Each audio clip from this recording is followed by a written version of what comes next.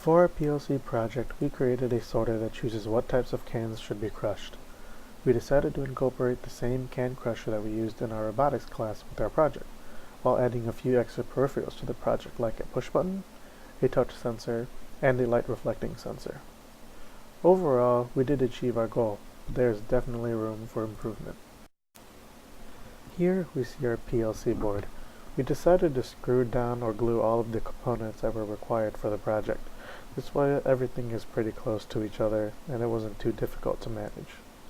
We had to use two relays in our project, one that controlled the solenoid, which helped our piston crushing the cans, and one that controlled the energy going into our conveyor belt.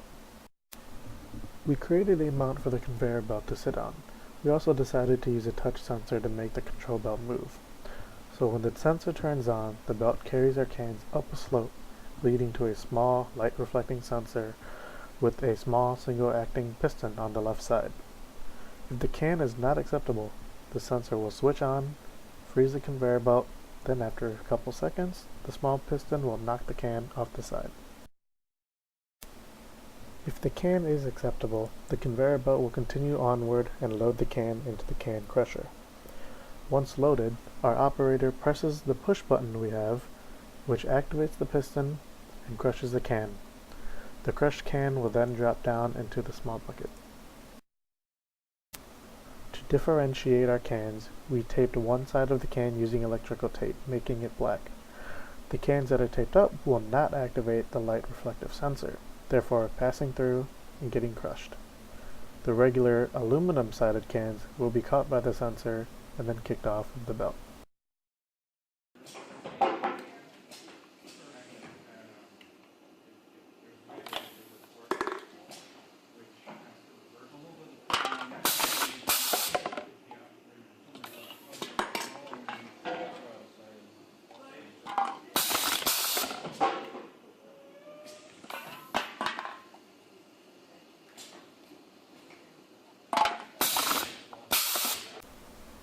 There definitely could have been some improvements in our project. We originally had a hopper that we filled with cans to load them onto the conveyor belt. However, due to lack of time and a few mishaps, we had to toss it out. Having a different sensor rather than a light reflecting one to differentiate the cans would have also been helpful. In order for us to even tell apart the cans, we had to use black tape to cover up one side so it wouldn't reflect light. We would have liked to use some sort of color detecting sensor so we can differentiate between like Coke and Mountain Dew. Lastly, what I wish we would have had the most was putting a sensor inside of the can crusher itself that could then detect if a can was loaded inside of the piston and crush it on its own. But due to time constraints, we had to opt out and use a push button, which still worked fine.